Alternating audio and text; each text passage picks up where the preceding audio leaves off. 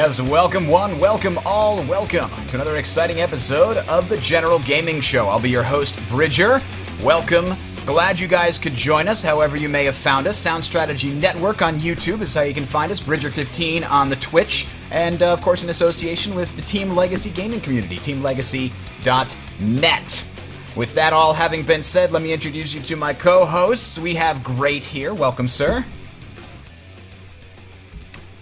Welcome, sir. Hello. Are we dying? Unmuting things is important on my end. Sorry about that. Also, the leader of the Team Legacy community, Freelancer. Welcome, sir. Hey, how's it going, Bridger? Not bad, not bad. So, I've been playing a lot of games. You guys are playing games? Games? Games are good. You mean spending money? Yes. Any good stuff in the last couple weeks since we last talked? Monaco. We talk a lot about that later. Yeah. A lot about that later. Great. I know you were itching to get on our BioShock Infinite show too. What did you think of it? Just a brief. Do you think we missed anything?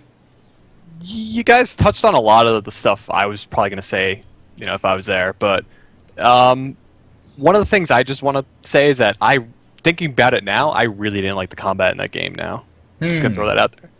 So there seemed to be a lot of discussion on like how the combat worked really well with the game. I thought that actually pulled out a lot from the game. Sniper rifles or go home, right? Well, I thought they did a really good job of implementing Elizabeth into the combat system. That's one of the best examples I've seen of putting a buddy cop with you, you know what I mean? And not having it be like they're just standing there for window dressing, because if they're too good, then you don't have to actually play, but if they're too bad, then you feel like they're an ankle chain. So most of the time, when you play games like Call of Duty or Halo and they have one of those like AI friends with you, they'll basically just be window dressing, sitting there shooting at nothing, and maybe they'll like scripted to kill this one guy every once in a while. But she's there and she serves a purpose and it works pretty well. So, great. She kind of sets a new standard for companion AIs in a game in a lot of different ways, not just in combat but also outside of combat. But yeah, like I've talked about this for like the animations were just amazing. Just her interactions with the environment, even though it was very scripted, it was just it felt like it was a person, and I think that's the biggest thing. Exactly. Like, she was real. They definitely put a lot of work into it. So overall, 2 thumbs up for you, 1 thumb up, or 0? That's a tough one. I kind of want to give it 2 just based on story alone, and like the world building they did. It's but really, I kind of want to give it a 1 on like. Do you recommend it to people? Oh yeah, I really would say highly? get it. Or do you recommend it like, if you're a fan of the genre, or you're a fan of the type of game or the theme of the game, then you should probably get it. That's how I like to split it. If you recommend it to anybody, like Portal, Portal, you have to play it. I don't care what you play. Go play Portal. That's the 2 thumbs up. If BioShock Infinite, if you throw that in the 2 thumbs up category, that's a game that you just recommend to anybody who brings it up. Do you think I should get BioShock? Yes! That's a 2 thumbs up game. I think to most people I know that play video games, I'd recommend it, but I don't know if I'd actually recommend it to someone who hasn't played video games before. Well, okay, that's a weird sort of halfway. That's a 1 thumb up. Let's move on. all right. So we had some fun playing Team Fortress 2 the other night. Team Legacy. We had a TF2 night, jumping on the server, having a blast there. That was a lot of fun. Dominating Freelancer and. Yeah, purposely putting yourself on the opposite team, Bridger. Yeah. Well, I was really surprised my soldier skills managed to keep themselves, like, I was expecting to, like, go in there and talk a lot of talk and get my ass handed to me, but I kind of remembered. Oh, you did fine. It's like riding a bike again. It's Team Fortress, though. It's easy to pick up for anybody. Bah! Even minimizing my skills. All right, so... Man.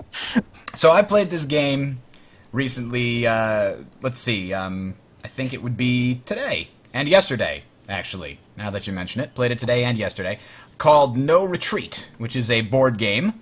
It is a board game based on the Eastern Front of World War II, as long as my camera changes. There we go. Here's what the board game looks like. This is a war game, as you can see. There's hexes, and it's a war, and a lot of charts. So therefore, it's a war game. So this is a really interesting game, and I'm not going to go deep into it, but I'll tell you why. The thing that always, whenever I talk about this to somebody, I tell them why I like it. This is World War II in Soviet Russia, and as a result, you have a really interesting thing that happens. This is the demarcation line right here where Germany and Russia are at the very beginning of 1941, and then suddenly the Germans invade. If you don't know your World War II history, this is how it works. The Germans invade, and their goal is Moscow. And they go like this. But they can't take Moscow. And in the winter, they get pushed back. And in the summer, they go again. And they go... And they still can't take Moscow. And then in the next year, it kind of goes like this. And then the year after that, it kind of goes like this. And it just pushes back. So it starts with the Germans being way superior and pushing deeper and deeper into Soviet territory. And then after about halfway through the game, it's been shifting slowly and slowly in the favor of the Soviets. And it goes the other way. So what happens is after, after 11 turns, you mark the victory points where the Germans are. Victory points are calculated by the number of cities you can control. You got cities over here. So the Germans are trying to control cities and also capture enemy units out of supply. So they'll get to a high tide point where they've got as many cities as they can. And then you reset all the victory points, and turn 12 is considered to be the Soviets' initiative. And then you see how many victory points they get.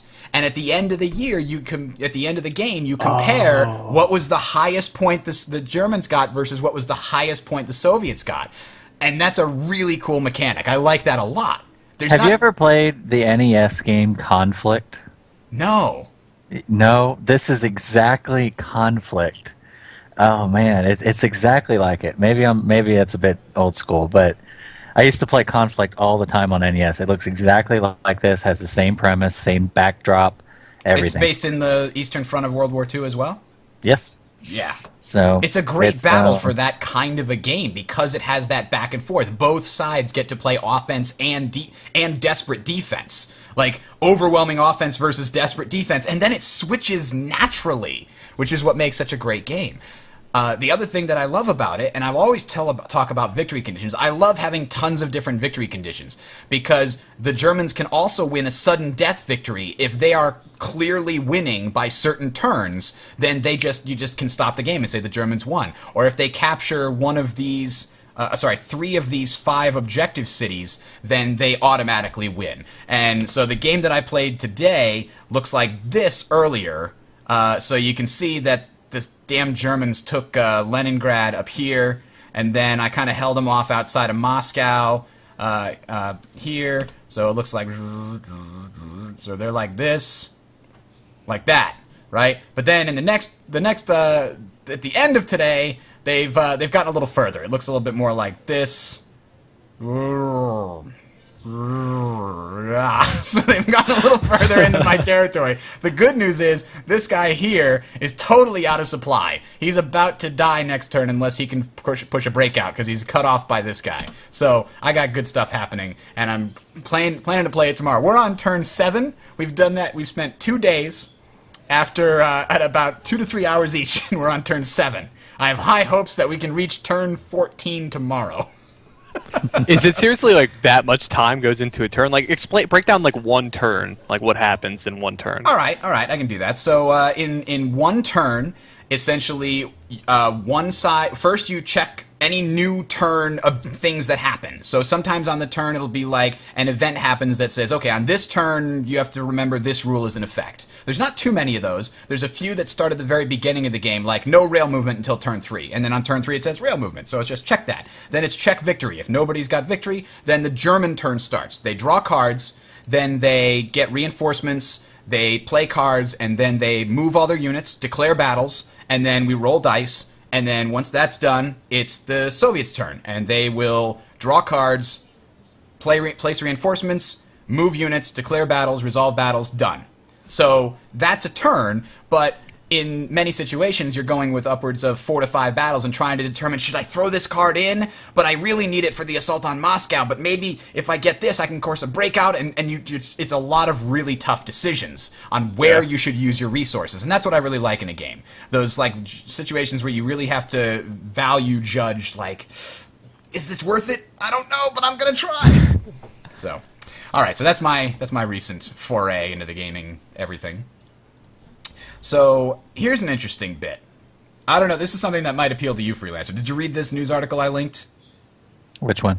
how a clever player with a useless item, in quotes, almost took down the EVE Online's entire economy. No, I didn't read that one. And this is something that kind of happens in a lot of different games, but the reason I put this in the news is because of the reaction by CCP. Now, the same kind of thing happened in our favorite game, Guild Wars 2. And ArenaNet's reaction was very different to some degree. So why don't we take a quick look at here's the article here. This is coming from the Penny Arcade report, PA report, and it basically, this is what happened.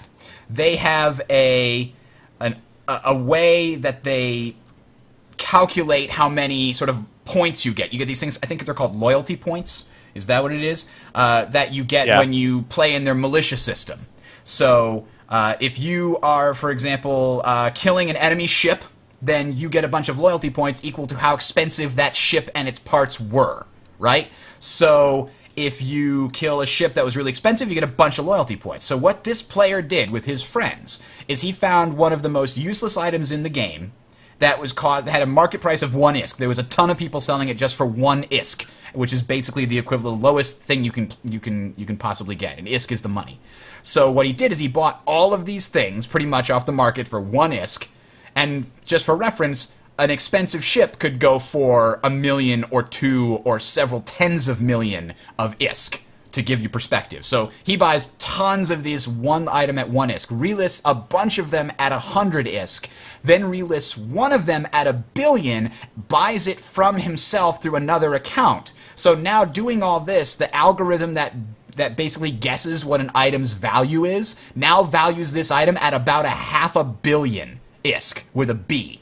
500 million ISK. So he then takes this item, which is extremely easy to get, puts it on a bunch of cheap ships, and lets his friends blow him up over and over, and they're getting tons of loyalty points for this, which they can then go and trade in for very expensive items that they can go sell, and then they can buy more cheap ships and just keep doing this indefinitely and make a ton of money. So that is essentially what they did. But the reaction from the developer, CCP, they basically said, quote, "It's a fuzzy line and we have to be very, very careful. This had the potential to fundamentally destabilize the game, and that's bad for all the players, because it was very obviously something wrong. Whilst we didn't take any direct action against the players who were doing it, we did fix the problem." Unquote. "The players were being very clever and they put the entire game at risk." Quote, "We said, well done, you've made a lot of money with this, but you're done. We're fixing the thing." Unquote.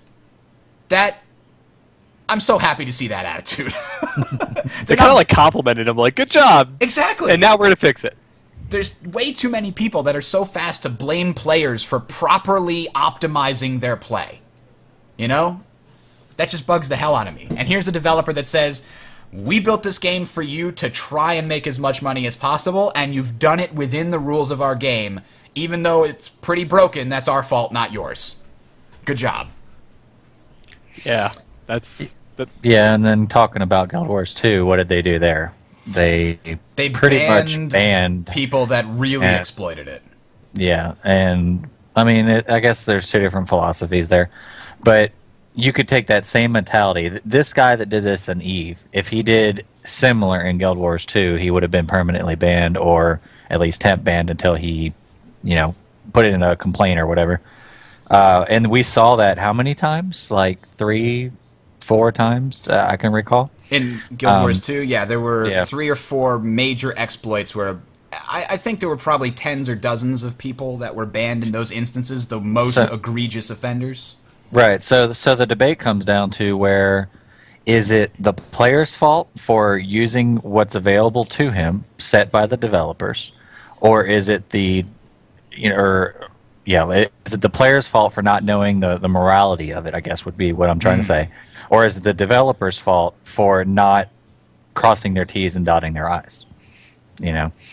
And that debate's still going on till today. Oh, yeah, absolutely. I think what's interesting with the EVE example in particular is that EVE has a certain persistence to it that other games don't have. So like that could have really, really messed up that entire game. Like totally destroyed a lot of that the sort of like corporations and the way they handle like the the sort of high-end play of that game. Which is interesting to see CCP's reaction to that. Like this is something that could have literally broke our entire game, but we're going to say, all right, cool, you broke it. Now we're gonna fix it. Like, good job.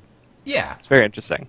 I mean, when you say it could have broken the entire... If they left it in, I guess, would be the implication that it could have then destabilized everything. Because then there would just be this massive money faucet that anybody have access to and nobody could turn it off. But the fact that they could just fix it by going in and, probably like a hot fix would be, okay, this item is no longer going to give any loyalty points until we figure out how to fix our algorithm so that it more properly adjusts for the, the proper average price of items. So, and they have, economists on staff whose job is like to make sure that these loopholes are not there.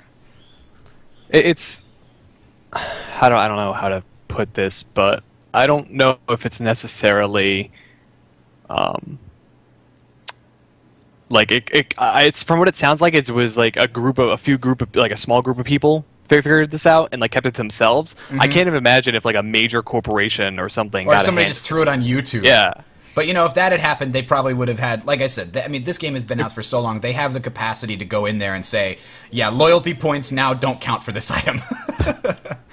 That's basically it. Okay, so that was pretty cool, I thought. But we can get sort of to our feature show here. Indie games. Ooh. Otherwise known as your bank account sinking to zero. Yeah, right? The reason I came up with the idea for this show is I just realized that we've been inundated with a huge number of extremely high quality indie games in like the last year, maybe 2. But it's just the ones that I've noticed recently they've been really high up there in my I've got to play this radar, or just games that I thoroughly enjoyed when playing them, where that's usually space reserved for AAA high budget games. Yep. Well, I mean, I think indie games are so important, and people supporting indie games are so important because when we go through our list, I mean, everybody watching, you're going to see, and I think all of you are going to relate to many, if not most of these games, is that they all try something new, whether it's an artistic direction or a gameplay mechanic or a number of things, whereas, if you're a big publisher, if you're EA or if you're, Ubisoft or any one of these big, huge publishers, you have a lot of money and stuff, on the line, and you can't really experiment as much as you'd like to because you have to fulfill certain guidelines, especially in terms of sales and stuff, and you have to look at statistics and say, we know customers like this, and therefore, if we are to make a profit, which that's, essentially what these publishers are after, then we have to make sure that we don't go a little too over the edge. So they don't really try to be, audacious or try something new. So that's what's great about indie games. Many of the titles, many of the companies and the small startups that create these games could really, they don't really think in the terms of, I'm looking to make a ton of money off of this. They think in the terms of, I really have something new. I think it's quirky. I think you're going to enjoy it. So let's see what happens. And then the real gem is when they take off. Mm-hmm. And you realize that it's the art of making the game, which they truly represent, the actual that made them successful, and not mass advertisements on TV and, Call of Duty 4 ads and, stuff like that. And I've seen Sorry, go ahead, Greg. Well, I think Free hit it kind of on the head there with when they become big successes, and we've seen that more and more lately due to like tons of things like the way they're distributed now. So digital distribution has pretty much skyrocketed in the past like 2 years, and that is the main way a lot of indie games sort of get their reach, and it costs them like almost nothing compared to having to build a disc and pay like a manufacturer and then get them shipped everywhere and all the marketing that would entail. Like just because of these we're seeing more and more of these big successes now. Yeah, the barrier to entry has been lowered significantly. Yeah. Single-handedly thanks to Steam. I think XBLA should also be thanked in there. Maybe not quite to the same degree of Steam, but there's a lot of indie games that made it big let's on summarize XBLA. it. Single-handedly based to online DLC, stores. Online distribution, yeah. Right. Definitely. It's possible now, whereas, unless you had, it was sort of possible then, but you had to put a lot of money into it, or you had to have somebody help fund you. Whereas now it's simply a file, and the only cost of that file is the bandwidth, and that just makes it so much easier. Absolutely. And I think I've heard people that like get that anti-corporate mentality in them. They say, man, these big publishers, they just keep putting out the same crap, man. Nobody ever takes any risks, man. And I've heard the response to that, too. I mean, a lot of people will point out that the publishers have a fiduciary responsibility to their stockholders if they're a public company, and so they have to weigh the risks. And even if a game developer comes to them and says, I have this idea for a great new game, and it's like nothing you've seen before, that sounds, when you're talking to a publisher who's got responsibilities to their shareholders, they think to themselves, you know what that sounds like? That sounds like a huge risk. That's one of those like big risk, big reward things.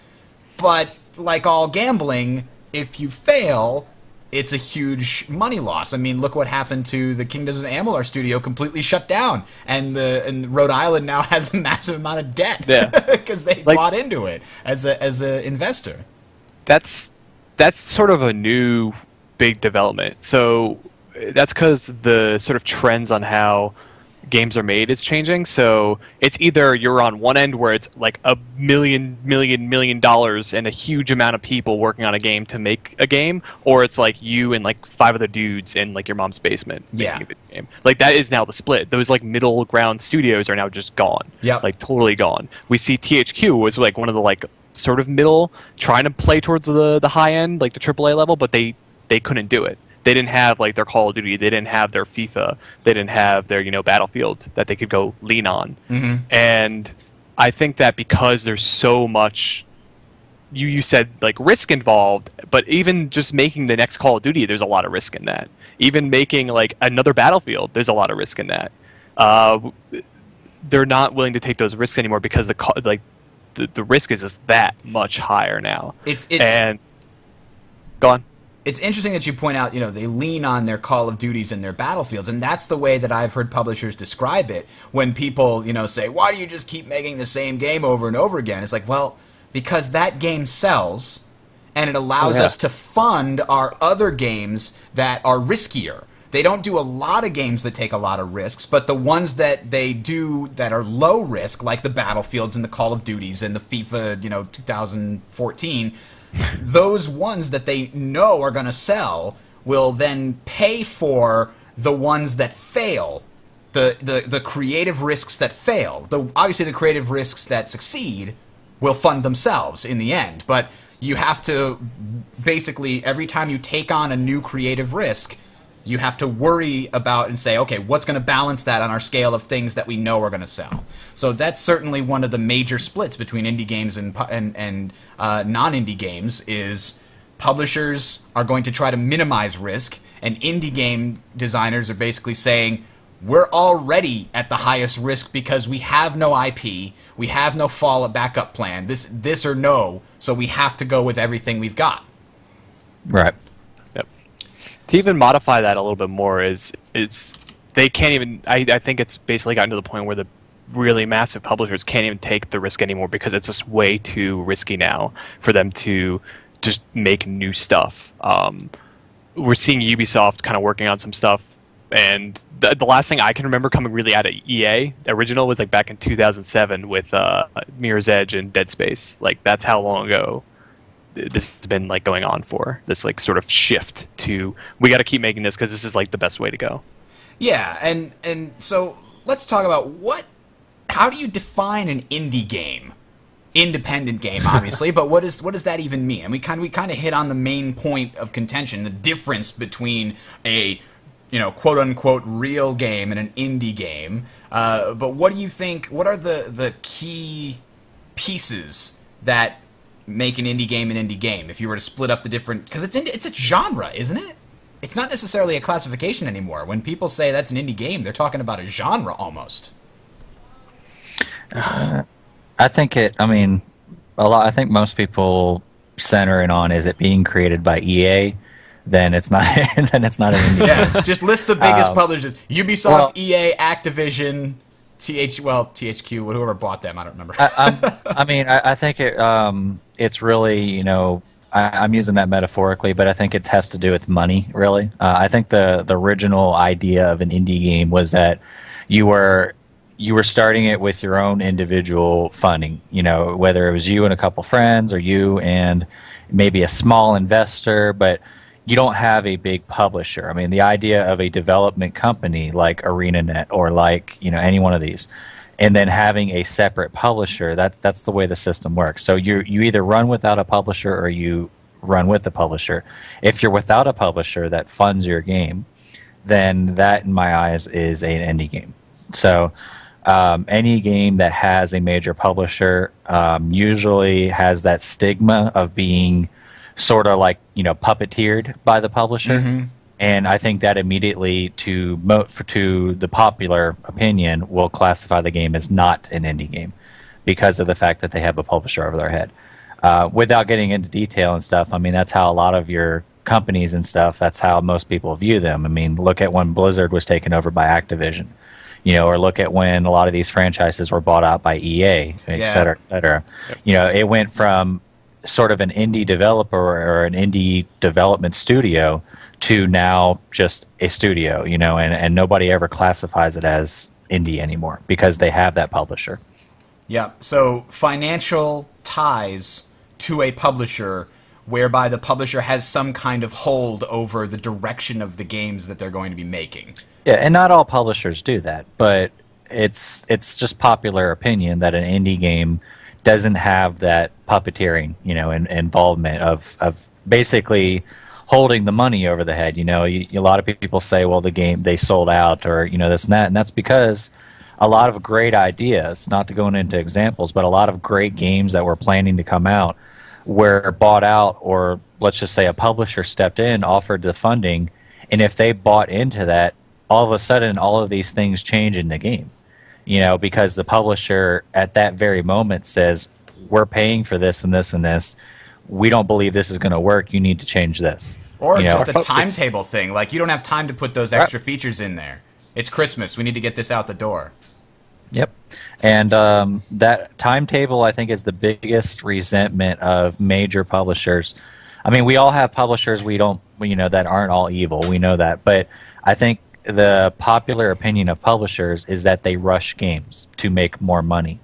And there's a lot of truth in that. I mean, I think the most popular examples would be in the case of EA, you know, and of course we all have our opinions about that, but when it came to the shooting games they've released and other big franchises they've released, you know, it all echoed back to being rushed.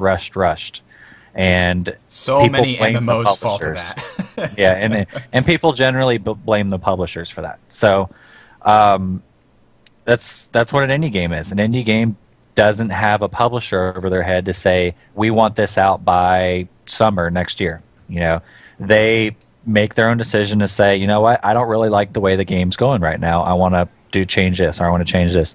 And they don't have somebody higher up to say no or yes. It's up to the artist to make the decisions. And you're right, there are certainly some relationships between a development studio and a publisher that are more like, this is just a distribution relationship. We're funding our own game, you're just going to distribute it for us. And the publisher at that point says, okay, we'll take a cut out of every game that sells, but we don't have to financially risk anything, so we don't care what you do, for all intents and purposes. Well, an example of that would be ArenaNet. You know, they commonly and were very open about the fact that NCSoft was not controlling the way that they run their studio, that they were not set on a timeline, you know, and they carried that message up until launch, and various people disagreed. But they were giving an example of saying, look, NCSoft is publishing our game, they're handling the distribution, they're handling the server architecture, the network of servers, but they are not telling us how to design the game. So that's an example of where it didn't go as far as like what you hear from EA, for example, you know, with SimCity and similar things. Oh man, forgot about that. All right, so we've highlighted a couple of things. We usually some of the big things that I've found when I was looking up different people's opinions and definitions. I mean, usually indie games have individual person or small teams or a very small company building them. They have a small budget, and they have no ties to a large publisher of any kind, no financial ties to a large publisher of any kind. But there are plenty of exceptions to those rules, except the financial ties to a publisher one. I think that's sort of the one that's set in stone. But for example, we've been talking a lot about Star Citizen, which is a crowd-funded game that's got a $9 million budget. I can't think of another indie game except maybe League of Legends, which technically never had a publisher. I don't know, maybe they had investors. Does that count? No, you could argue and say that League of Legends was an indie game as well, but I don't think it's the amount of money. Like you mentioned, Star Citizen has $9 million plus. They actually have more than that, I believe, because they started a separate donation thing outside of Kickstarter. Right. I went to their website. The most recent number said 9 million something on their actual website, but it's so far away. I'm sad. And like here's a great thing, Star Citizen being an indie game, and there's no saying that they will always be an indie game. They may, and I probably right now as we speak, they're working out deals with various publishers. Publishers jump on companies like that, that have that popular appeal. But the thing with Star Citizen that, as you know, Team Legacy is going to be playing Star Citizen. We're really excited about it and such. And one thing that really caught my eye about it being, even though it's an indie game, is that talking about the freedom of the artist, Star Citizen is being designed to make your PC scream. Okay, they are not making a modular, let's run this on 1995 laptops, and then you can sort of trick up the particle effects a little bit to make it look fancy.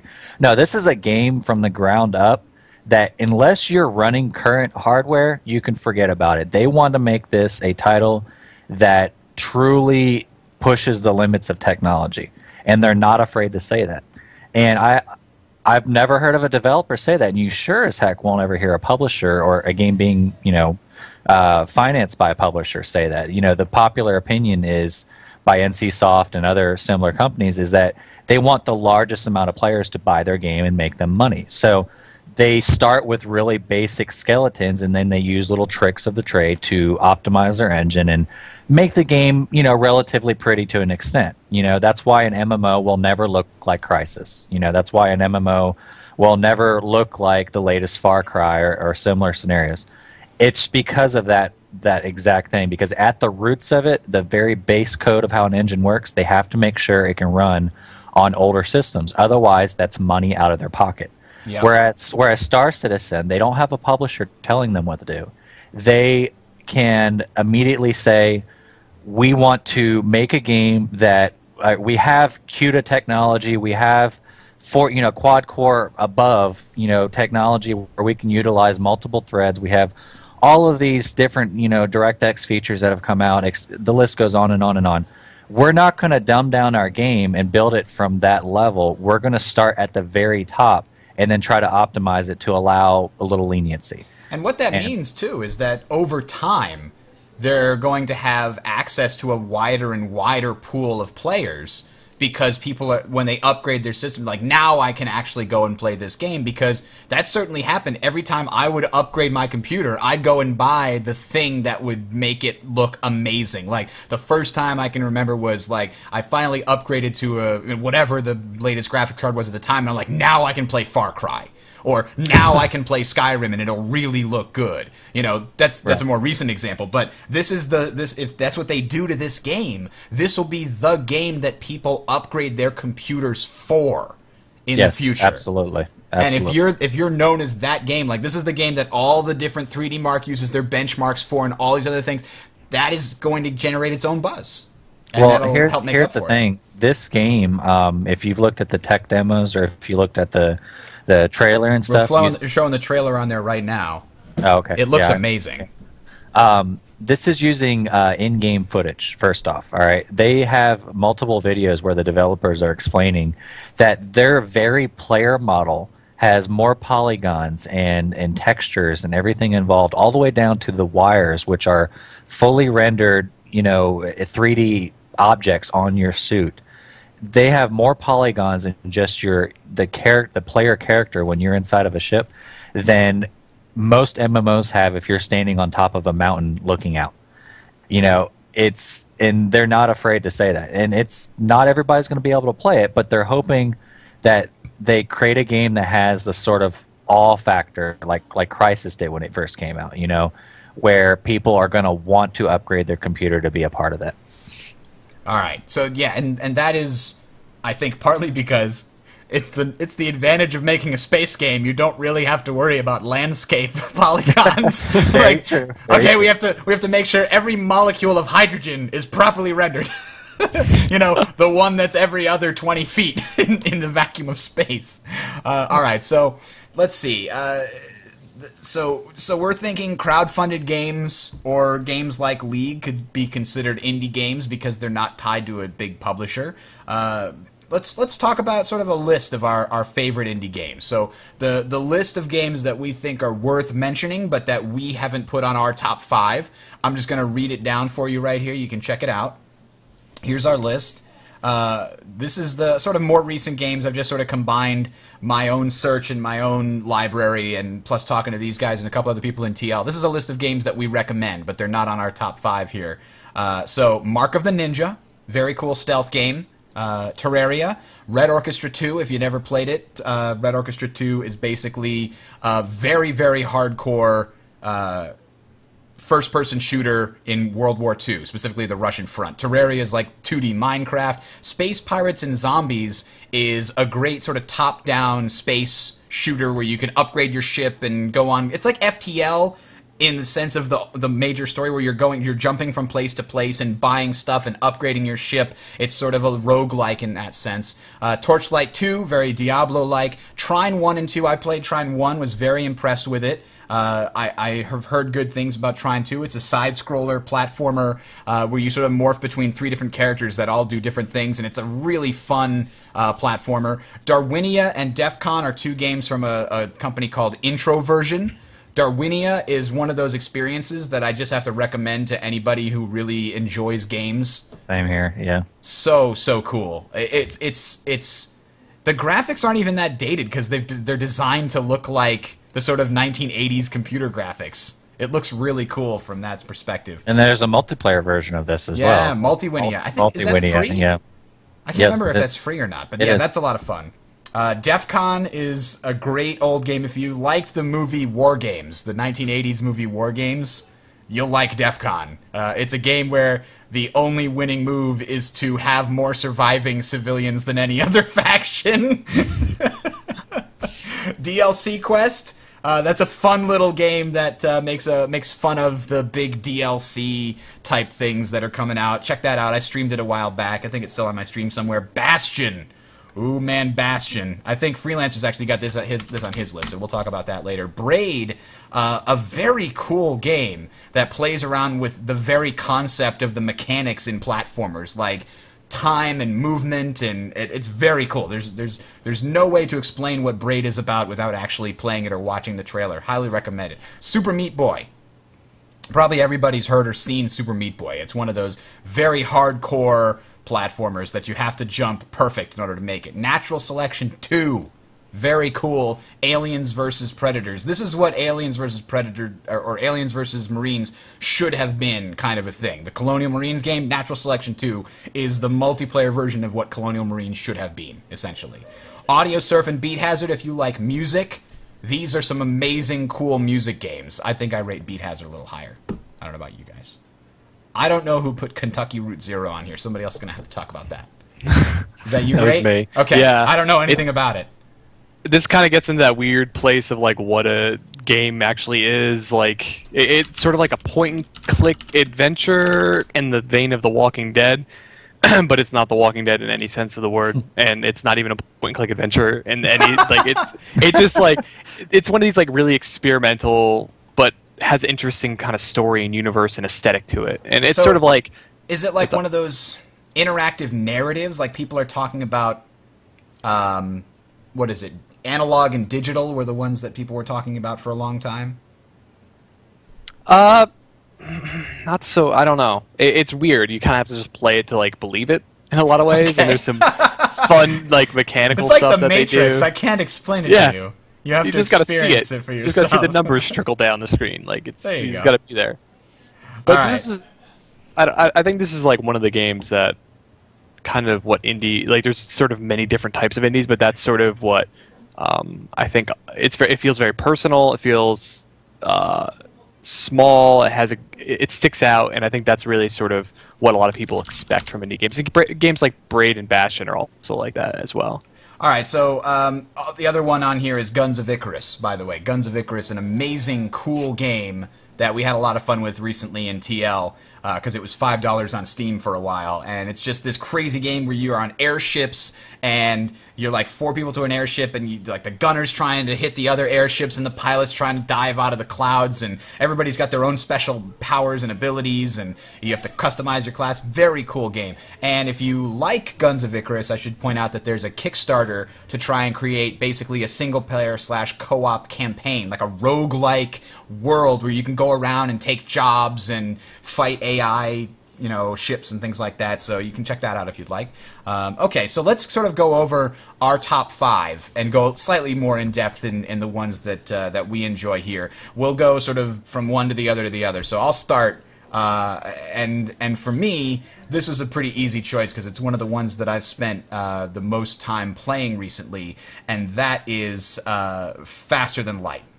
Faster Than Light is really cool for what it is. It gets it's not a game you're going to play forever, but you're going to play through it about, maybe 1 or 2 or 3 times, and maybe you're going to finish it one time and actually beat that boss. I have heard that it is possible, but I have not talked to somebody directly who has successfully done it. It's really difficult to get all the way to the end. It also has a couple of really cool mods that are basically total conversions that change the game up, so you can get a little replayability from that.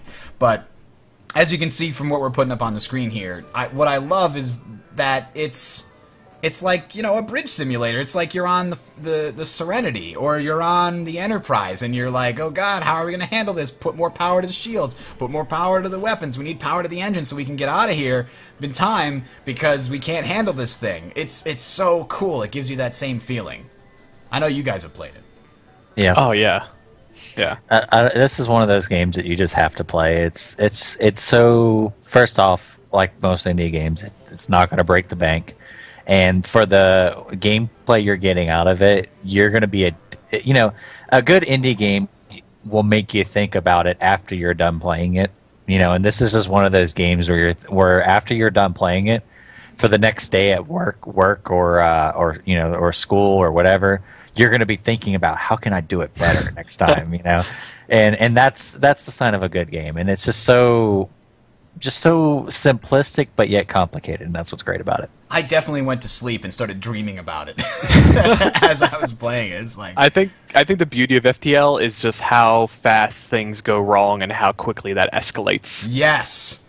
Like everything goes breaking and explodes and lights on fire and the lights go out all at once and it's just okay. Meanwhile, this is it. you're talking to yourself like, it's okay, I got this. I'm just gonna send Frank to go put the fire out, and Gerald here is gonna man the guns, and all we have to do is knock out their weapons to give us a little reprieve. And oh god, the oxygen's just got shot.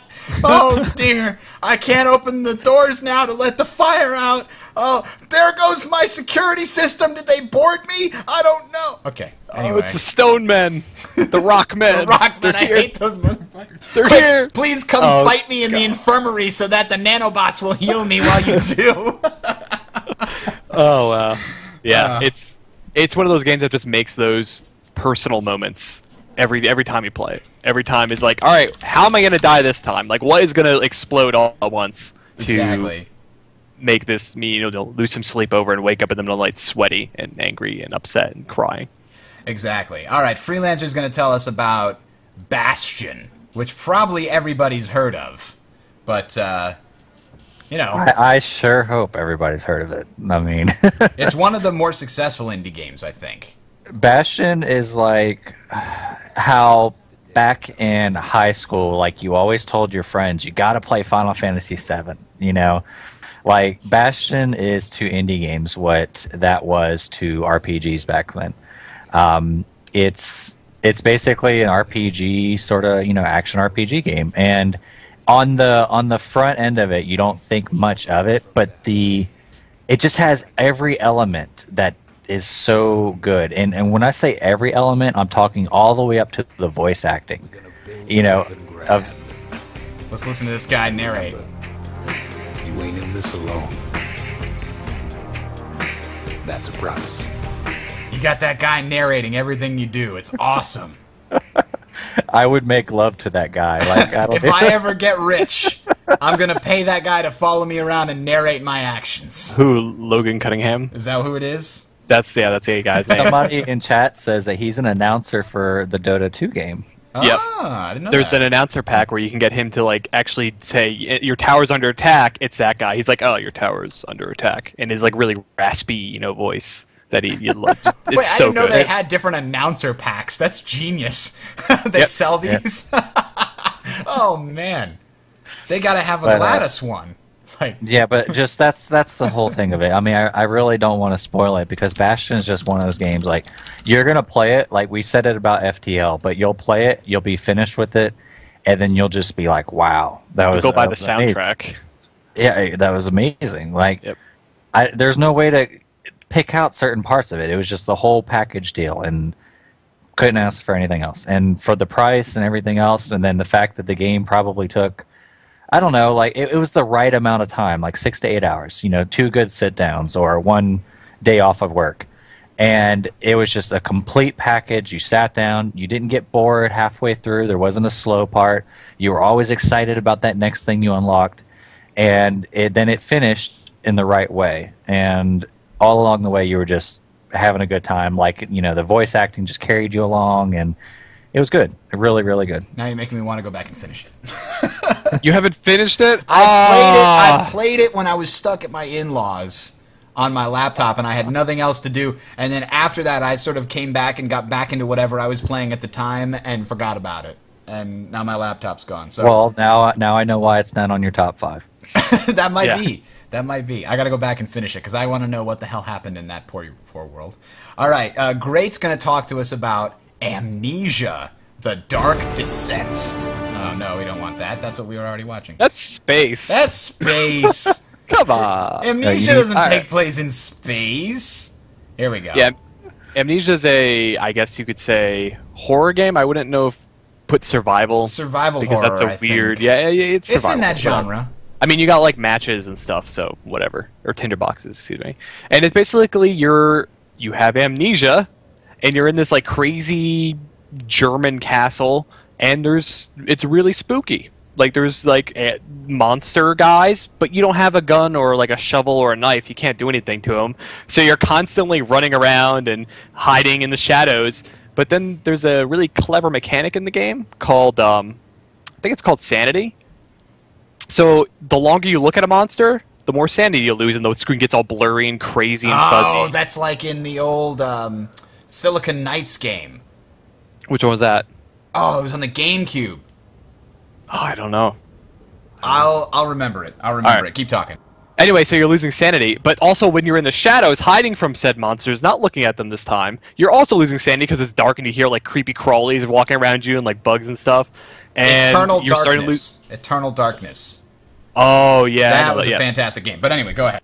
Yeah, and basically it's like it's just a big scary world to kind of play around with, and this game really stuck out to me because it just has these really great moments where they're not jump scares. It's like legitimately frightening stuff, and it's not even like very visually frightening. You'll have just gameplay, like it's frightening in its mechanics. So like, oh no, I don't have a healing potion or whatever, I can't heal myself, and I'm almost crazy, I don't have like a crazy pill to take, and my lantern's running out of oil and I gotta get down the hallway and the guy's chasing me, I don't know what's going on.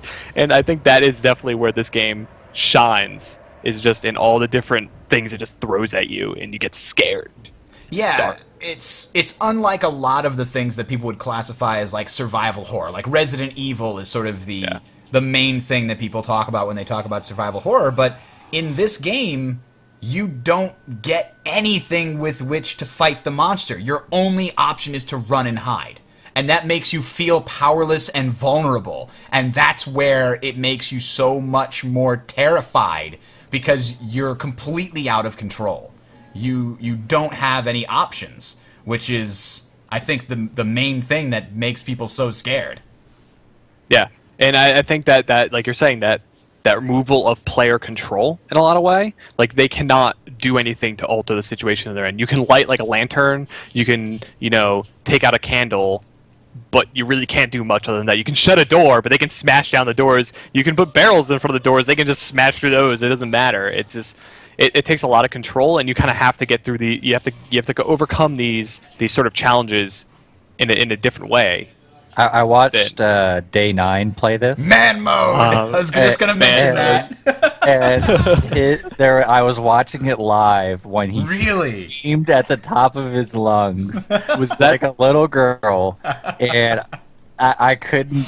I couldn't help myself. I was laughing and I had tears because he was so scared of the game. And instantly I had respect for it. Never played it, but having watched him play it, I know I never will want to play it. For those of you that don't know what we're talking about, go to YouTube right now and type in Man Mode Day 9 and look for the Amnesia clip. It's about a minute long or so.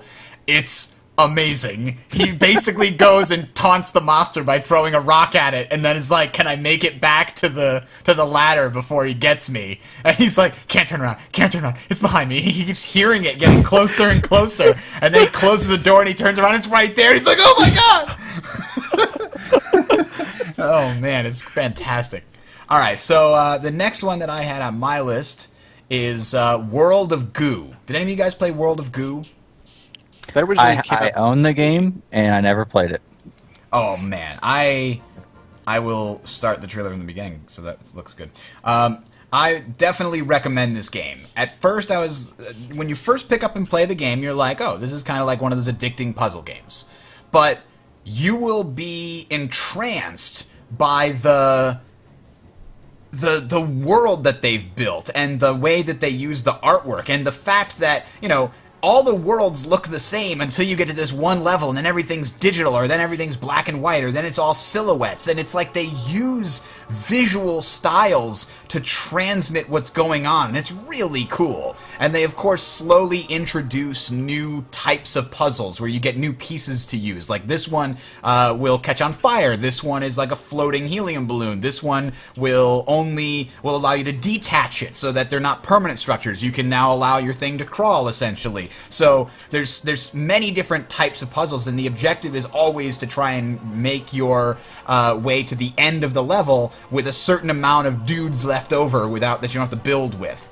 So it's a surprisingly long game with a huge amount of variety in the types of puzzles you do. I don't think there was ever a situation where I felt to myself, yeah, I've done this puzzle before, I know how to use these pieces. They really came up with ways to make every puzzle feel unique and yet have so much of it. It's incredibly cool. And the music is great, and the sound effects and the visual style, I just can't talk about it enough. If you've never played this, it's got to be pretty cheap on Steam now because it came out at least 2-3 years ago. I want to go back and play it again now. It's one of the few games that I've really played all the way to the end. There's not too many games that single-player games that I've played all the way to the end. It's probably within the several dozen range at most of all the games that I've played. And in the last 5 or 10 years, there's probably no more than 10 games that I've finished because I've enjoyed them that much. So I would put World of Goo up there really high. Definitely good. All right, Freeze got Minecraft on his list here. I think Only that's the because biggest indie game that anybody knows. Well, all right. If you don't know what Minecraft is, then we have some major issues here. Is it a trailer? This is the trailer. I didn't know Minecraft had a trailer. It does. This is from Team I put it on Mojang, there. so I think it's the official trailer. I put it on there because, all right, a lot of people want. Well, I mean, would you consider Minecraft an indie game? First off, I mean, I think I would, so. right? Yeah, because it was made by basically one guy. Even though the one guy is now filthy rich, and It's just a really successful indie game. but Minecraft is one of those games I didn't get too into in any time that I sat down and played it. Even now, I mean, Team Legacy has a Minecraft server, but I can't play it for more than a week on end. But it's still, when I look at all the indie games out there and I look at the ingenuity behind the indie games, again going back to did this game push the limits of the way that art style works, or the way that the concept works, or mechanics? Minecraft single-handedly paved the way for games like Terraria, for games coming out in the near future, such as Starbound, which I am looking very much to. You have a number of games that are making it a point to try to make their games more sandboxy because they want to appeal to those playing Minecraft. And it also, the reason I put it up there is because, not just because of how successful it was, but it also did it in such a way where it didn't try to sell itself at all. It was a very open world. You can mod our game as much as you want.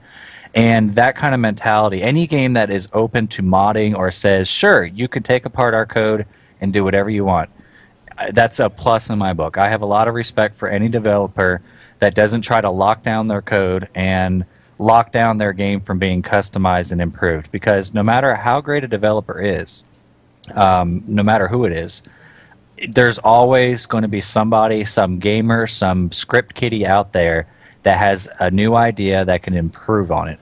And Minecraft is one of those indie games where not only did the game come out and it was its own complete game by itself, but when it came out, all of these mods and stuff immediately were available because it was completely open to code for. And so that was a big, huge plus in my book. Well, if you think about it, Minecraft also created that whole genre of game you buy before it's out, but you can play it and it's going to be updated over the course of a year rather than be released at some point.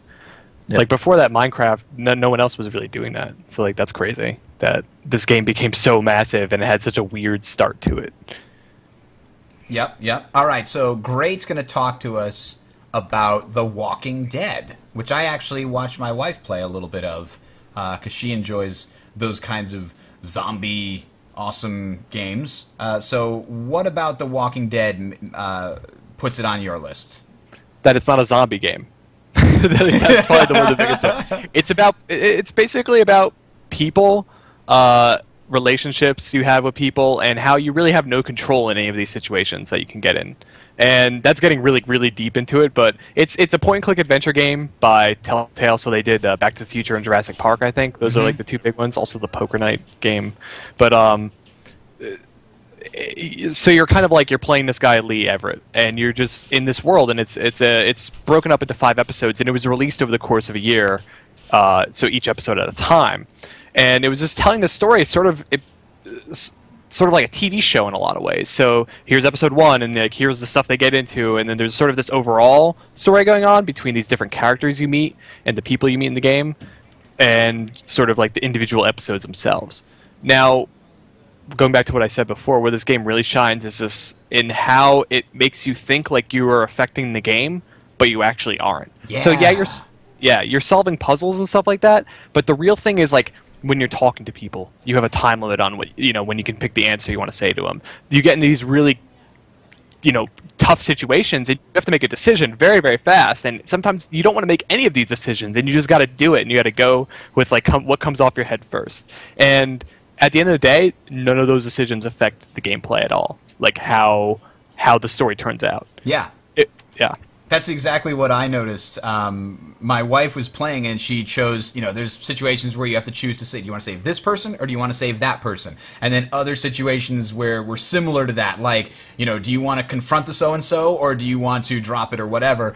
And it looked like every time she made one of those decisions, she was drastically affecting the way, like right after, it seemed like there were consequences that forced certain things to happen in the game based on her decision. But then she went back and played it again and chose different things, and the story went in exactly the same course. So I don't know if they were artistically trying to say something about the inevitability of fate, or if they were just not able to program that many different endings into the game. I know they've actually come out and said, like, they've done numerous interviews and whatnot, and they've always said that, no, we had a very linear story we wanted to tell, but we never wanted players to feel like we were just pulling them by, like, sort of the coat. We wanted them to feel like they were the ones leading the story. And they, in all cases, they are very successful in doing that with the game. Yeah, and adding that time pressure to the standard adventure game certainly does suck you in and make your pulse hammer, which is the point of anything set in a zombie apocalypse, is at any moment something really bad could happen. And the time that I thought, oh wow, this is going to be a really good game, it's not my kind of game, but I saw when my wife was playing it, it's like right at the very beginning, there's a situation where all of a sudden your character's doing something and then he fumbles, and you have to suddenly click. You like, I thought this was a CG cutscene. And then all of a sudden, it's on me to click fast enough to save the character. Like, I thought I was just watching the intro, but no, I'm participating. And all of a sudden, her hand jumped to the mouse, and her heart starts beating because she thought she was just relaxing watching the intro, but no, it jumps out and surprises you with the fact that, yes, you're here, you have to do something. So just like that, it used the mechanics really, really cleverly. Alright, so the next one on my list here is Alien Swarm. I assume you guys played Alien Swarm.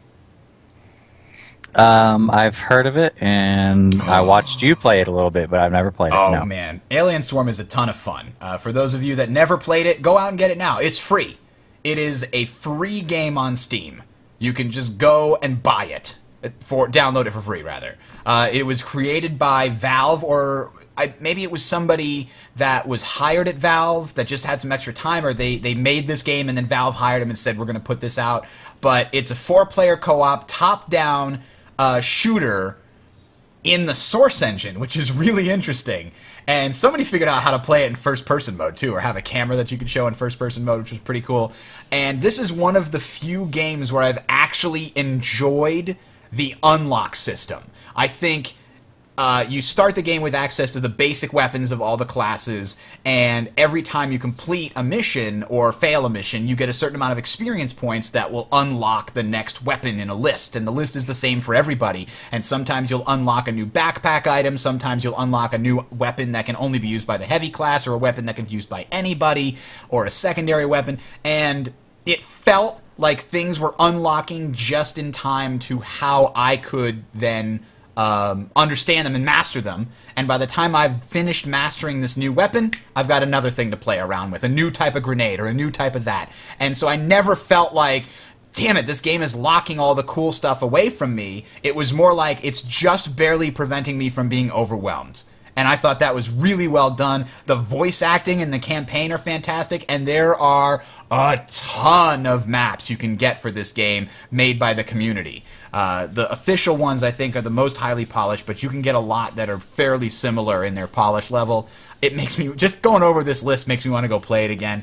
4-player co-op is amazing. It's one of those games that just should be on everybody's list to play at least once, especially because you're going to get stomped, and it's going to be amazing because you're getting stomped by the aliens. And then you're going to run out of ammo.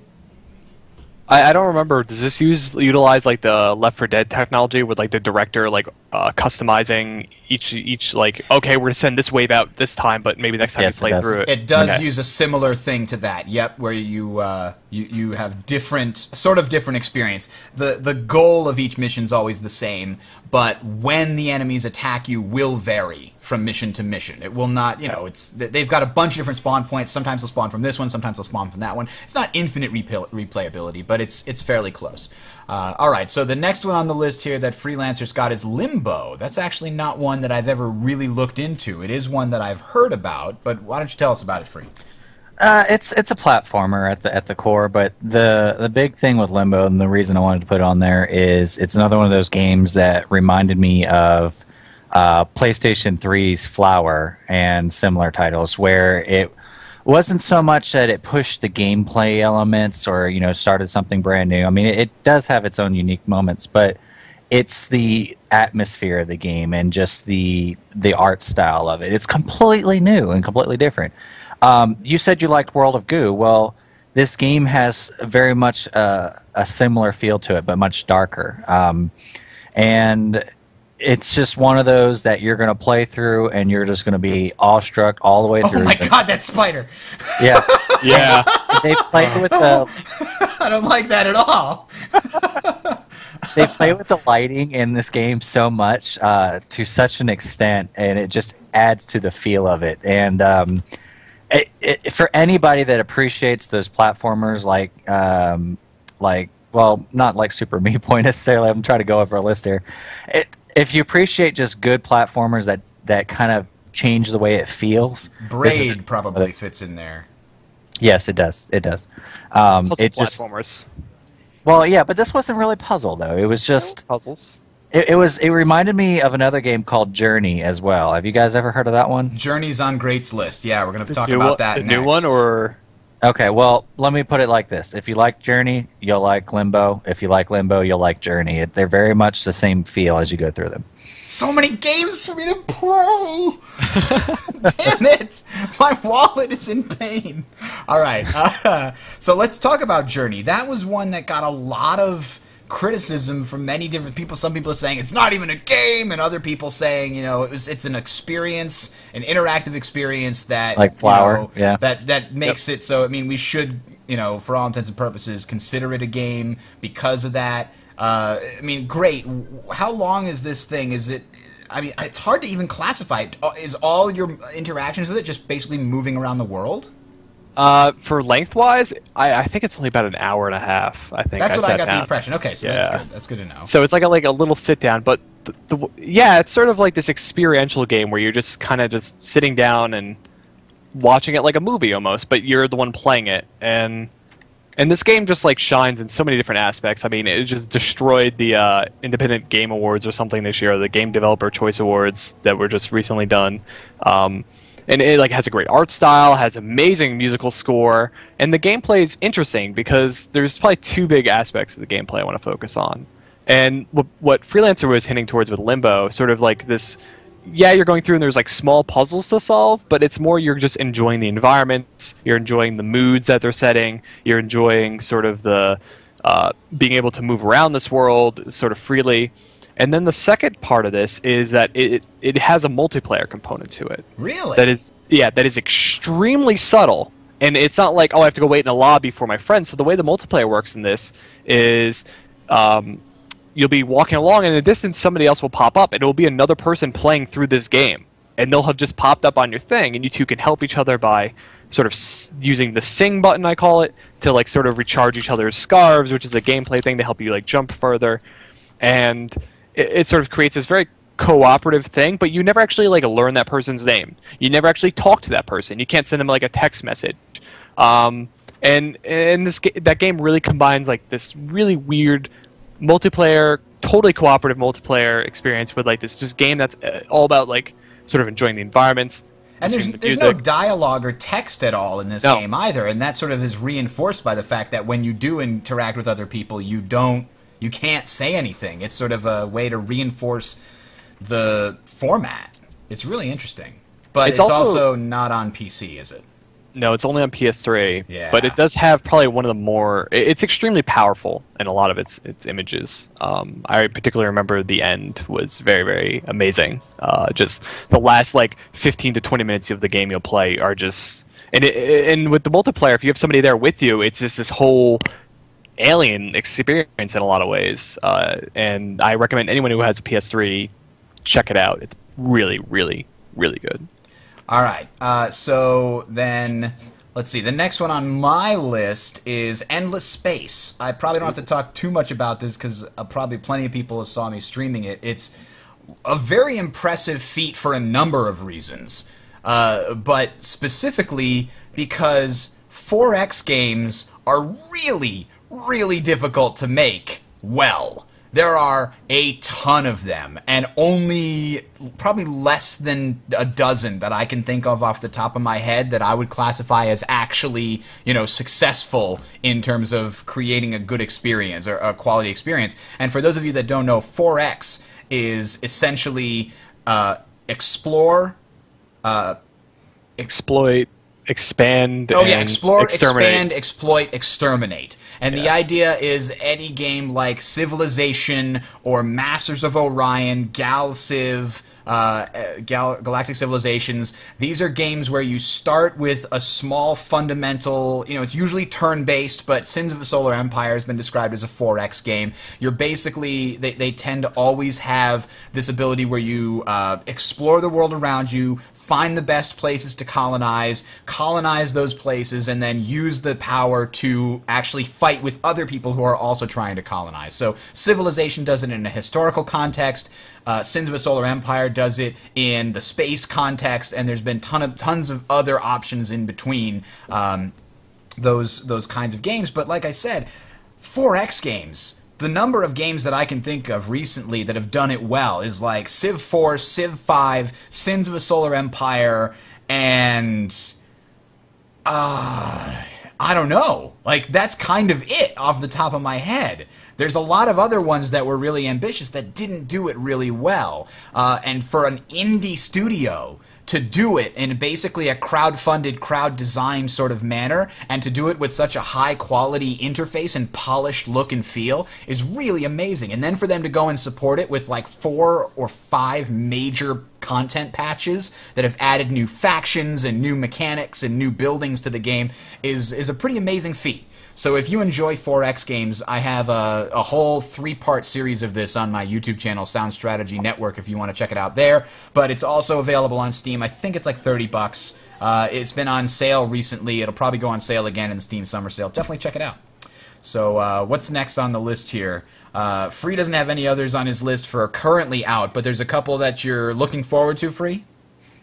Just a couple that I wanted to make other people aware of. I mean, aside from watching this podcast, if you guys are wanting, to know about maybe some games you didn't know coming out that a lot of people are getting excited over, there's 3 that I picked out. I mean, of course, there's a ton of them, but these are the 3 that are going to pretty much make it big just because of their hype and because of the gameplay we've already seen. One is Starbound. Starbound is basically Terraria done right, is how most people are putting it. Is it being made by the Terraria people? Well, it's Terraria with more of a space concept, and it's what was your question again, Bridger? Is it made by the same people that made Terraria? No, it's not. It's a different studio. Okay. But the concept, the way it looks, and kind of the way it plays in various ways is almost exactly like Terraria, except they basically took the concepts of Terraria and went way above and beyond for it. So as far as customization, gameplay, the combat, and everything else is all completely different. So on this video, for example, here you can see, they've added a ton of things with the interfaces, the way you build, the items, and all sorts of things. They've utilized the mouse a lot more than unlike Terraria, and just the technology tree in the game. See, like Terraria didn't have a technology tree. You just picked up items, right? Mm-hmm. And okay, you got an item, cool. There's actually research, and there's actually things you can develop and study and then craft and all sorts of stuff in Terraria. So it makes it its own almost like RPG with all of those extra elements beyond, So it's putting more game and less sandboxy kind of elements. Well, it's still very sandboxy, though. I mean, everything that Terraria was as far as sandboxy, this game is as well. So that's just one game to look forward to. The other 2 I had on the list was Castle Story, which is very much kind of like takes the tower defense mentality, but really goes above and beyond and says, instead of just having a castle and placing your little archer here and your swordsman here to block the path, right? You create the actual castle, and it's fully rendered, and probably the most important thing is that the physics engine powering it is really, really advanced to where if your castle wall's being attacked, it's being chipped away at. You actually see, in real time, not a chunk of wall, like one sprite getting damaged and stuff over time. This is something that every little piece of the castle, is being chipped away at. Everything has its own, I guess I don't know how to explain it. Oh, but this is dynamic. so you got little workers and you're designing it and they're building it for you. Oh, this is good. Yes. I love Evil Genius. For your designing your evil lair under the mountain, this is hitting all of the right buttons. And then, if you ever played a game called Stronghold, it kind of takes yeah. Stronghold, but goes like with a much, really cutesy but kind of fun art style to it. Again, like you're an evil overlord, and you got all these little, faceless creatures that are doing your bidding. But then you're under attack, randomly and stuff, and there's resource gathering and stuff, and you got to determine when you're going to send people out to get more resources, whether it's stone and crystal and stuff, and all this time you never know when you're going to be attacked. You got scouts that can let you know and stuff, and they all come from different angles, and depending on how you built your castle, you develop your own strategy. And this is, of course, a randomly generated roguelike system, so that you can have a different game each time. And it seems like the challenge is how long can you survive. I assume the attacks get stronger over time. Yep. Oh, so the that is idea, so I mean, cool. aside from the campaign and stuff, they've talked about, there's levels and challenges.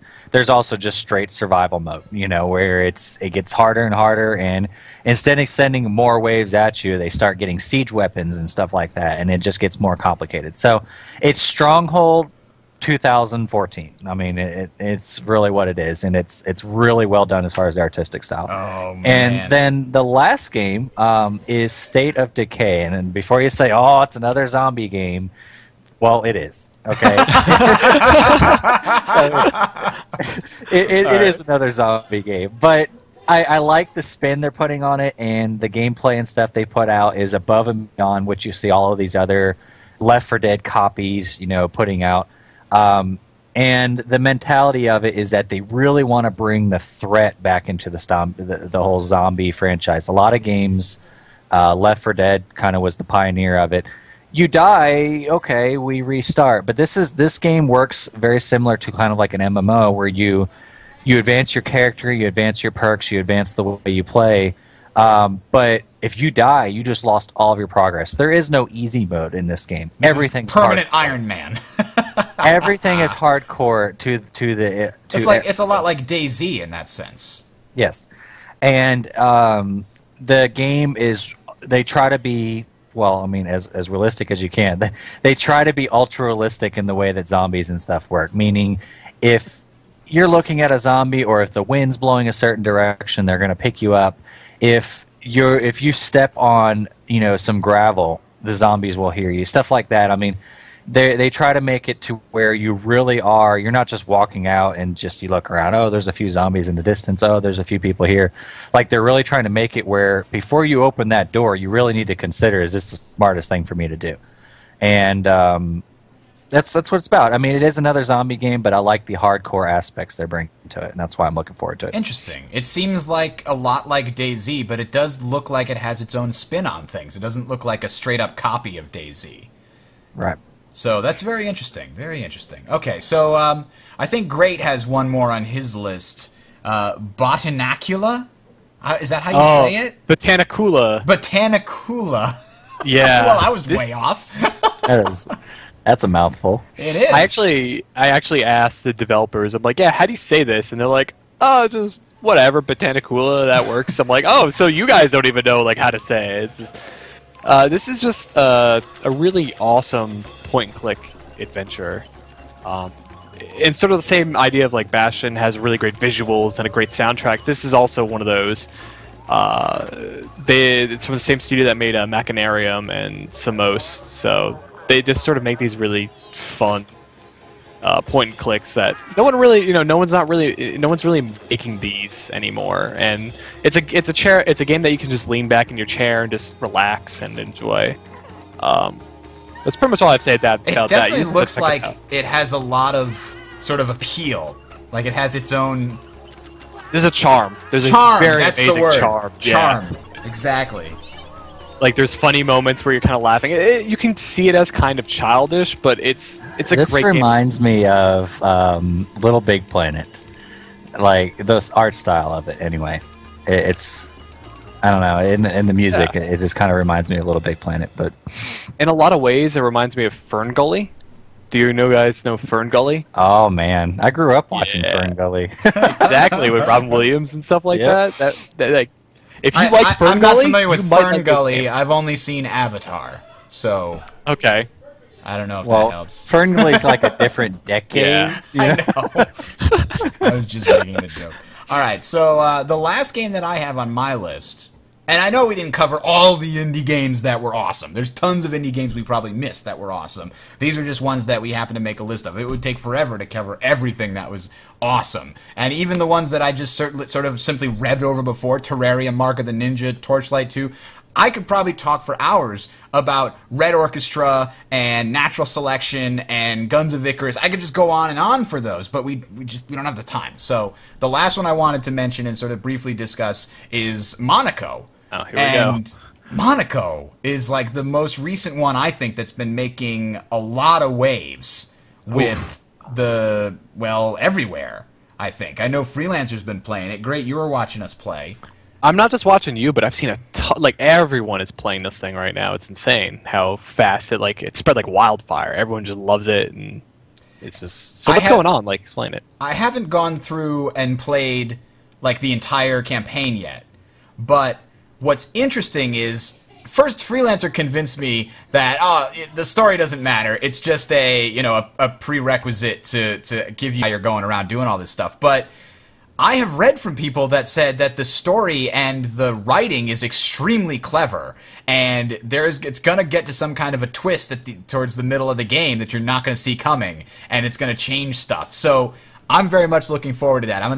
We're going to play through it again actually tonight in maybe 5 or 10 minutes here, and we'll see how far we get. But it's very clever. It does a very good job of teaching you without that Mega Man, here's what you need to do next. Like it does a very good job of teaching without telling. And it is also some of the most fun you're going to have with it's co-op, so you're going to have a lot of fun with your friends, and it's also one of those games, and for whatever reason, I have been seeing more of these around. It's one of those games where, okay, you go slow and you make a plan, and then the plan goes to hell, and that's the fun part. Like, it's hard to explain. Now, the other cool thing, let's take a look at what we just saw here. I'm going to back it up a little bit if I can.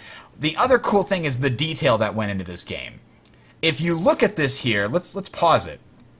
Notice that it's got that sort of dynamic line of sight system, and whatever you can't see is a blueprint, as if you had studied the blueprint before going on this heist, right? So it's like, this is what we know about the building ahead of time, but what's cool is if the mole digs through a wall, or if an explosion causes a piece of wall to go away, when you leave, the blueprint isn't updated because you only remember the blueprint. You have to remember in the game, oh, did we break that wall down? I don't know. And when you get there, you'll see the wall is breaking down, but when it's in the fog of war, you're just remembering the blueprint. It's really cool, those kinds of details that are in the game.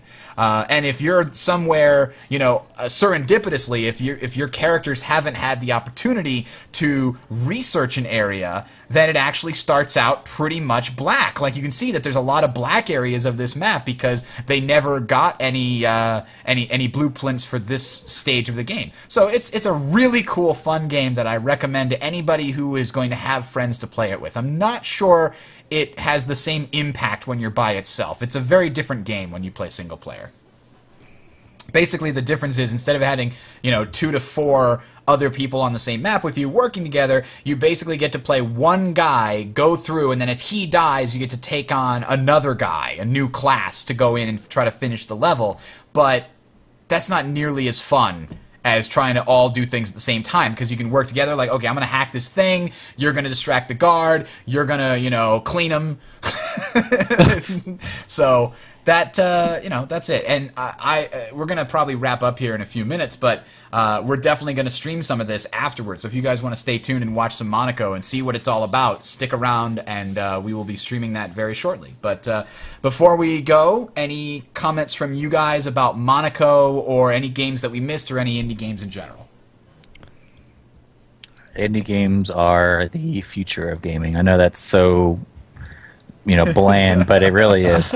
I'm so glad that we get as many indie games as we are, because without the indie games, we wouldn't get these AAA titles would be the same thing over and over, because we know EA isn't going to think up anything new.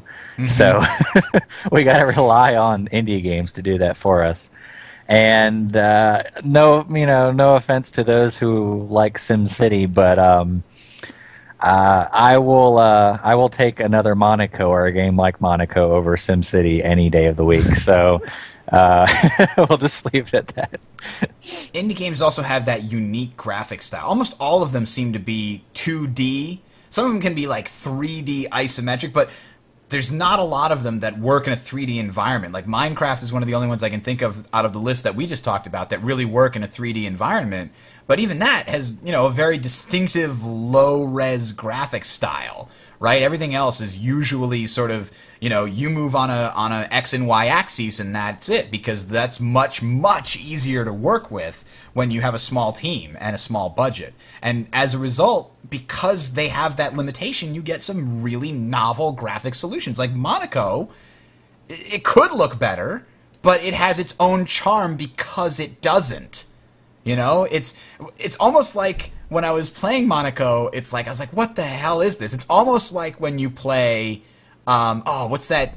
Dwarf Fortress. Man, what is the this? ASCII? And then exactly the ASCII, and then finally it's like you see the Matrix, and you're like, oh, I see everything. Monaco had that same feel to it. Like, what are all these symbols? And then when you start going in, that's a lock, that's a safe, that's gold we need to get, that's a guard with a gun. Like, slowly everything sort of appears, and then you see everything right.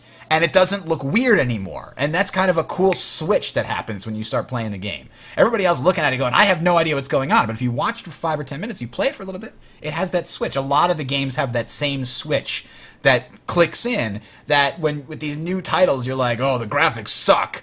But you don't remember that the graphics sucked in Mario too. But when you click that switch and you go, oh, that's a mushroom. Mushrooms make me big. Like, why would a mushroom make you big? That's not intuitive. No game designer, imagine if Mario has never existed and somebody's going, I'm going to make this platformer. Go up to EA, pitch this, and it's like this plumber, and when he picks up a mushroom, he grows big. Like, why are you going to make it a mushroom? Make it a big pill with a thing that says grow big. Like, they're going to want to put those graphics in your way, but you can use symbols the same way, and that's kind of what these guys get away with, because they can, and it's a charm. It's charm. You were kind of touching on it, but the character of these games is really what makes them all stand out and makes them a lot personal. Like, you're having sort of a more intimate, as weird as that word is to use with video games, but a more intimate sort of experience with it, rather than the very cut and dry sorts of things you get out of Battlefield. You can have fun in that, but it's not going to be as personal to you as those funny experiences you guys will have in Monaco. Yeah. We killed the guy and he's outside the window and now we're gonna get caught and it's all sham now. Like, it's his character, and look, we use the word indie for a huge umbrella to cover a whole ton of different games, and I recommend everyone check out. There are like dozens and dozens and dozens of different genres within the indie umbrella, and check them out. I mean, if you have a smartphone or an iPad, you have access to a huge library of indie games right there at your fingertips, and you should check them out, because there's a lot of really great stuff. And like Freelancer was saying, there's a lot of really great stuff that's pushing a lot of really cool directions overall. It does seem like a lot of the indie games lean towards the experiential, like, this is a game that you want to experience, and it's enjoyable if you buy into the experience and enjoy the visuals and the sound effects as part of the game. Whereas a lot of the mainstream games are about the mechanics and the graphics. Like, Battlefield 3, now that I think about it, has that same experiential feel. When you are, crouching behind a thing and bullets are whizzing by your head and tank shells exploding next to you, making the car go crazy, that has a very similar feel to, you know, one of these things like Journey, where you're just enjoying the world and immersing yourself into it. But a lot of the AAA games don't worry too much about the experiential nature and more about the, you know, the direct story that they're telling to you, or the mechanics themselves. Like, we've got really cool mechanics and puzzles, but the indie games have to focus on that experience part, because that's the easiest to make on a small budget, and as a result, they come up with some phenomenal ideas. So I guess that's where we can end it. Any final comments, Free? No, I would love to see you play Minecraft, Bridger. I played Minecraft for about an hour and a half until the moment where I dug too greedily and too deep and fell into lava and lost all my stuff and said, screw it. Screw it! Belrog comes out, just like starts whipping you. Yep, that's what happened. That was it. What I happened. just want to see you play Minecraft. That's all. All right, that all having been said, I think that's it for today. Thanks, guys, for tuning into the General Gaming Show. I am Bridger, and with me we had Freelancer and Great. Thank you, guys. Always. Good to have you. As always, you can follow us if you want to join us for the live stream Sunday nights at 7 p.m. Eastern Time on twitch.tv/Bridger15. You'll find a link for that down in the description. You can also subscribe to me on Twitter, Bridger15 on Twitter. That will allow you to basically know whenever I stream anything, which will be guaranteed Sunday nights at 7 and Wednesday nights at 7. We do streams all the time. Also, check out the Team Legacy community, teamlegacy.net. We're getting into WildStar soon, Elder Scrolls Online when that comes out, and Star Citizen when that comes out. But we're playing a lot of Team Fortress 2 and League of Legends in the interim. There's actually a group of people playing the Neverwinter MMO as well, and we're playing all kinds of games. So check it out, teamlegacy.net. Hop on our TeamSpeak and just play games with us. It's easy. Joining is like a click. It's very simple. Do you enjoy games? Yes. No. The only requirement is the Will Wheaton rule. Don't be a dick. If you can follow that rule, games. you're in. And kill Bridger. I don't like video games. I just hate them. I hate them. All I do is talk about them, and I hate them. These guys in these games, they make me so angry. That's my best nerd rage voice.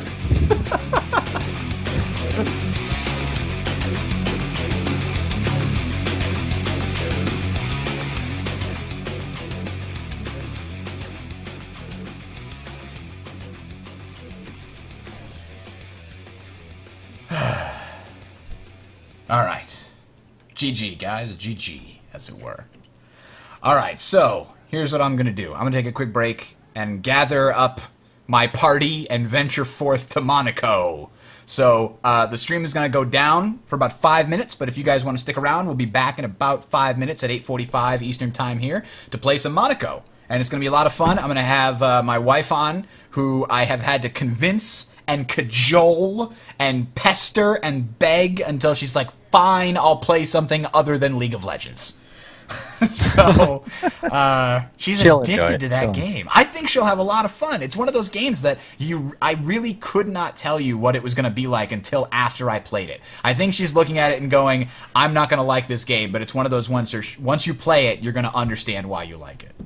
Yep. All right. Have a good night. All right, good night, guys, and good night to the stream. Remember, we're coming back in 5 minutes, so have a good